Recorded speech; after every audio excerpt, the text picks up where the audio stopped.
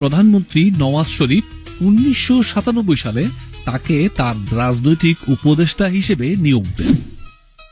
সারা পাকিস্তানে এই প্রভাবশালী রাজনৈতিক ব্যক্তিত্ব পীর সাবির শাহ হিসেবেই বেশ সুপরিচিত। আওলাদ রসুল পীর সাবির শাহ মাদ্দাজিল্লুহুল আলী, যিনি পুরো বাংলাদেশে পীরে বাঙ্গাল বা বাংলার পীর হিসেবে খ্যাত, আর সমগ্র পাকিস্তানে একজন প্রসিদ্ধ প্রভাবশালী রাজনৈতিক আধ্যাত্মিক প্রাণপুরুষ হিসেবে তার খ্যাতি রয়েছে। জন্মের পর দাদাজান হযরত সৈয়দ আহমদ শাহ সেরকুটি রহমতুল্লাহ আলাইহি কোলে নিয়ে তার নাম রাখেন সাবির শাহ, এবং সাথে সাথে এই নবজাতক সাবির শাহের ব্যাপারে দুটি ভবিষ্যৎবাণী করেন।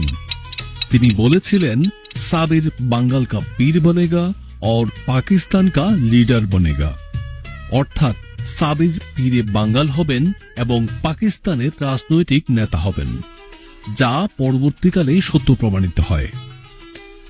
স্বতন্ত্র প্রার্থী হিসেবে ১৯৮৫ সালে প্রাদেশিক পরিষদের সংসদ নির্বাচিত হন।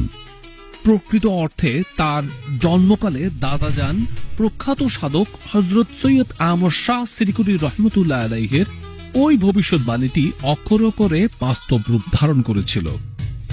এভাবেই তার জাতীয় রাজনীতিতে আগমন ঘটে।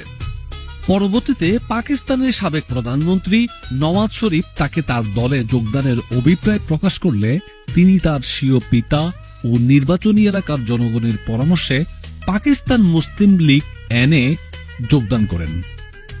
২০ অক্টোবর ১৯৯৩ সালে তিনি খাইবার পাখতুনখোয়া প্রদেশের ১৮তম মুখ্যমন্ত্রী হিসেবে দায়িত্ব পালন শুরু করেন।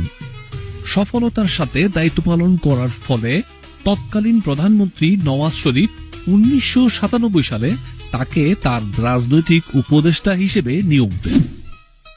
সারা পাকিস্তানে এই প্রভাবশালী রাজনৈতিক ব্যক্তিত্ব পীর সাবির শাহ হিসেবেই বেশ সুপরিচিত। বর্তমানে তিনি পাকিস্তানের মুসলিম লীগ নওয়াজের সিনিয়র সহসভাপতি। ১৮ মার্চ ২০১৮ সাল থেকে